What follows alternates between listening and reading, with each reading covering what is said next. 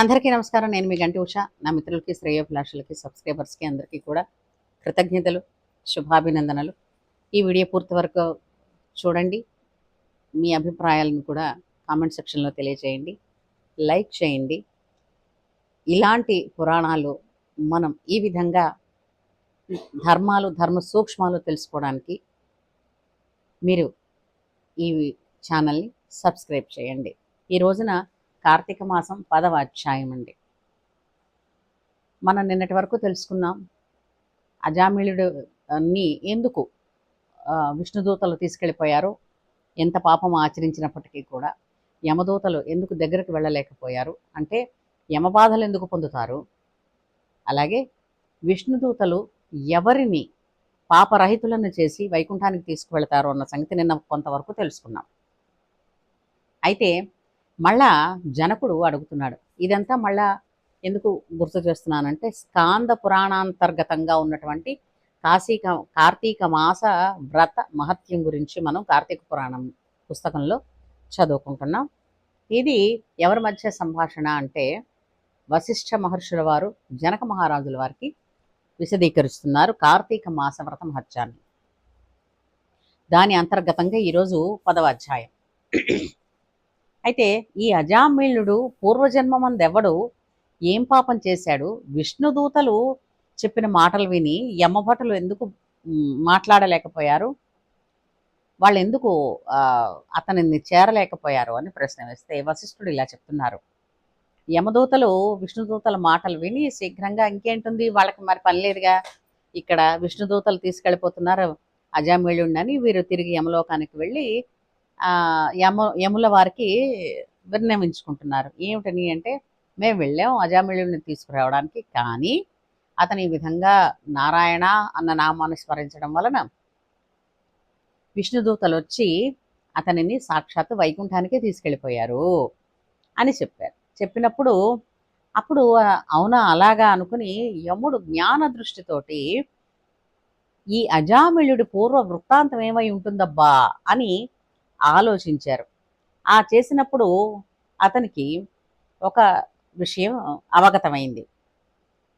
ఏమిటని చెప్పి, ఈ అజామిళుడు దుర్మార్గుడైనా కూడా అంత్యకాలంలో హరినామస్మరణ చేస్తే పాపాలన్నీ నశించి అతనిని విష్ణుదూతలు స్వీకరించారా అంటే ఇక్కడ ఏమిటి చెప్తున్నారు, దుష్టాత్ములై ఉండి కూడా మహిమను తెలియకపోయినప్పటికీ కూడా వారు హరినామస్మరణ చేస్తే పాపములు నశించును. అంటే ఎలాగైతే తెలియక ముట్టుకున్నా కూడా అగ్ని కాలుస్తుందో, ఇంకా సింపుల్గా చెప్పచ్చు, తెలిసినా తెలియకపోయినా ప్లగ్లో వేలు పెడితే షాక్ కొడుతుంది, ప్లగ్ స్విచ్ ఆన్ చేస్తుంటే, అవునా కాదా?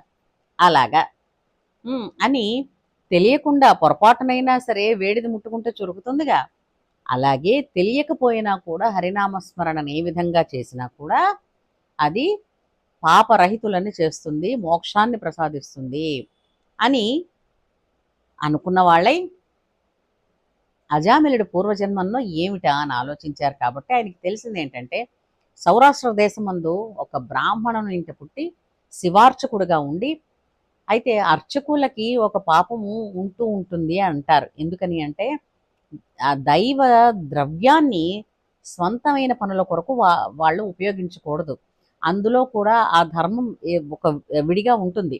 అయితే శివ ద్రవ్యాన్ని హరించుచు స్నాన సంధ్యలు విడిచి మనస్కుడై శివుని పూజిస్తూనే శివునికి అభిముఖంగా కాళ్ళు చాపుకుని పడుకుని ఇలా స్వేచ్ఛా విహారంగా ఉండేవాడు. అయితే ఆ ఊరిలో ఒక బ్రాహ్మణుడు ఉండేవాడు. అతను తిండికి కూడా లేదు, యాయవార వృత్తితోటి బ్రతికేవాడు. అతనికి ఒక చక్కటి అందమైనటువంటి భార్య. అయితే ఇతను పల్లెలు పట్టణాలును గ్రామాలను భుక్తి కొరకు యాచనకి వెళ్ళేవాడు. అయితే ఆమెకి ఎంతసేపు కూడా రూపవతి యవ్వనవతి కదా, ఆమె ఏమిటి ఎప్పుడు కూడా జారుణ్ణి అంటే ఆమెకి వేరే జారత్వం అనేది ఉండేది. ఆమె ఒక రోజున తన భర్త ఆహారపు దినుసులు తలపై పెట్టుకుని ఇంటికి వచ్చి, నాకు ఆకలి వేస్తుంది, వంట చెయ్యి, ఈ లోపల నీరసంగా ఉంది, దాహంగా ఉంది, కొంచెం మంచినీళ్ళు ఇయ్యని అడిగితే ఆమె ఉలుకు పలుకు లేకుండా, అంటే ఒక నిర్లక్ష్య భావంతో ఈ మనిషికి సేవలు చేయడం ఏమిటిలే అన్నట్టుగా లెక్క పెట్టకుండా, ఆ లక్ష్య పెట్టకుండా తన నచ్చిన పరపురుషుణ్ణి మనసులో ఊహించుకుంటూ కూర్చుంది. దాంతో భర్త కోపం వచ్చి పక్కనున్న దండం తీసుకుని ఆమెను కొట్టాడు. మరి ఆవిడ కూడా తక్కువ తినలేదు. భార్య కూడా భర్తను పిడికిలితో గుద్దింది. దీంతో ఇబ్బంది పడి చిచి ఇలాంటి ఇల్లా నాకు అనుకుని అతను ఇల్లు విడిచి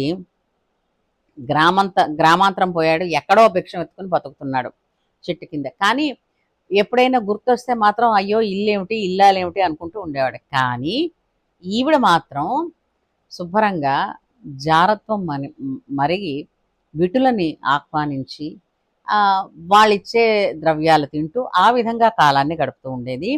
అయితే ఓ రోజున ఆమె శుభ్రంగా సాయంత్రం భోజనం చేసి తాంబూలం వేసుకుని మంచి చీర కట్టుకుని చాకలివాడి ఇంటికి వెళ్ళి, చాకలివాడు చాలా అందంగా ఉన్నాడని అతని దగ్గరికి వెళ్ళి తనతో సుఖించమని కోరింది. ఆ చాకలివాడు అంటాడు, నువ్వు బ్రాహ్మణ స్త్రీవి, అర్ధరాత్రి వేళ మా ఇంటికి ఇలా రావచ్చునా అని, తప్పు కదా అని అతను ఆమెకు నీతి చెప్పడానికి ప్రయత్నిస్తాడు. అయితే వాళ్ళకేంటంటే ఆమెకి కోపము ఉక్రోషం వచ్చేస్తుంది. ఎందుకంటే ఎప్పుడైనా సరే కామంతో అంటిపెట్టుకుని క్రోధం ఉంటుంది. అలా ఎప్పుడైతే నిరాకరింపబడినటువంటి కామవశి అయి ఉన్న ఈమె అతడు నిరాకరించేసరికల్లా కోపం వచ్చింది. ఇద్దరూ తగులాడుకుంటూ ఏం చేశారు, ఒకరినొకరు కొట్టుకున్నారు కూడా. చివరికి వీడు మాట వినడం అనుకుని ఆమె ఇల్లు వదిలి రోడ్డు మీద వెళ్ళిపోతోంది. ఆ వెళ్ళిపోతూ ఉండగా ఆ శివార్చకుడు ఉన్నాడే, అంటే శివార్చకుడుగా పుట్టినటువంటి అజామిళుడు అతడు కనిపించాడు. కనిపిస్తే ఏం చేసింది ఇతన్ని, నువ్వురా మా ఇంటికి ఈ రాత్రి అని ఆమె తీసుకుని వెళ్ళి అతనితో రాత్రల్లా సుఖంగా గడిపి తెల్లవారుగానే అయ్యయ్యో నేనెంత తప్పు చేశాను అని పశ్చాత్తాపడి భర్త దగ్గరికి పోయింది. ఆయన్ని బ్రతిమాలి ఇంటికి తీసుకొచ్చి ఉండండి అని, పోనీ ఎప్పటికైనా బుద్ధి వచ్చిందిలే పెళ్ళాం అనుకున్నాడు. బాగానే ఉంది. తర్వాత కొంతకాలానికి శివార్చకుడు ఎవడైతే ఉన్నాడో అతను చనిపోయిన తర్వాత యమలోకంలో అనేక రౌరవాది నరక దుఃఖాలను అనుభవించి తిరిగి భూమి యందు సత్వనిష్ఠుని కొడుకుగా అజామిలుడుగా పుట్టాడు. ఇతనికి కార్తీక పౌర్ణమి నాడు శివదర్శనం లభించింది. అంటే కార్తీక పౌర్ణమి నాడే కదా శివాలయంలో అజామిళుడు ఒక ఆ దాసితో అక్కడ ఆముదం వేసి దీపం వెలిగించి చూసింది. అయితే ఇతనికి ఆమె అలా వచ్చింది. ఆ తర్వాత ఏంటైంది, ఈ బ్రాహ్మణి ఎవరైతే ఉందో ఈమె చనిపోయినప్పుడు నరకములు ఎన్నో విధమైనటువంటి యాతనలు పొంది తిరిగి కన్యాకుబ్జంలో చండాలుడికి పుత్రికగా జన్మించింది. చండాలుడు ఇది పుట్టిన సమయం మంచిదా అని బ్రాహ్మణ్ణి అడిగాడు. అతడు ఇది తండ్రి గండాన పుట్టింది అని అనగానే తీసుకుని వెళ్ళి అడవిలో విడిచిపెట్టాడు. ఒక బ్రాహ్మణుడు అది చూసి, అంటే ఎవరు, అజామిలుడు తండ్రి, అది చూసి ఆ ఏడుస్తున్న పాపను తీసుకొచ్చి తన ఇంటిలో ఉన్న దాసికి ఇచ్చాడు. ఆ దాసి ఆమెను పెంచింది. అంటే అజామిళుడు ఏ దాసితో అయితే సాంగత్యం చేశాడో ఆ దాసి పోయిన తర్వాత ఆమె కూతురుతోనే సంభోగించి పిల్లల్ని కన్నాడు అని అన్నారు కదా, ఆమె స్వంత కూతురు కాదు, ఇలా దొరికిన పిల్లని పెంచింది అనమాట. అది ఆ తర్వాత కథ అంతా అందరికీ తెలిసిందే కదా. అందుకని అజామిళుడి పూర్వ వృత్తాంతము ఇది అని చెబుతూ పాపములకు ప్రాయశ్చిత్తములు చేయుట కష్టం, అన్ని రకాల ప్రాయశ్చిత్తం చేయలేకపోవచ్చు, కానీ హరినామ సంకీర్తనము చేసిన ప్రాయశ్చిత్తములతో పని లేదు. అది కాని ఎడల ధర్మశాస్త్రోక్త ప్రాయశ్చిత్తములు చేయవలనని భావము. అంటే ఎవరి నాలుక యందు హరినామ కీర్తనము చేయబడుతుందో వారు హరిపాద పద్మములు చేరతారనడంలో సందేహం లేదు అని చెప్తూ, కాబట్టి కార్తీక మాసమందు ఆచరించిన ధర్మము సూక్ష్మమైనదైనను గొప్పదైనటువంటి పాపమంతటిని నశింపజేస్తుంది. కావున కార్తీక ధర్మమునకు పాపములను నశింపజేయు సామర్థ్యం ఉన్నది. కాబట్టి కార్తీక మాసమందు ధర్మము ఇసుమంతైనను ఆచరించాలని మనకి ఈ ఈ భాగంలో చెప్తున్నారు. ఈ కథను వినిపించువారు కూడా పాప విముక్తుడై వైకుంఠమందు విష్ణువుతో కూడి సుఖిస్తారు అని. సో విన్నవాళ్ళు అలాగే వినిపించిన వాళ్ళు అందరికీ కూడా హరి కృపాకటాక్షాలు ఎల్లప్పుడూ సదా కలగాలని ఆశిస్తూ రేపటి అధ్యాయంలో మళ్ళీ మనం కలుసుకుందాం. అంతవరకు సెలవు, మరి ఉంటాను.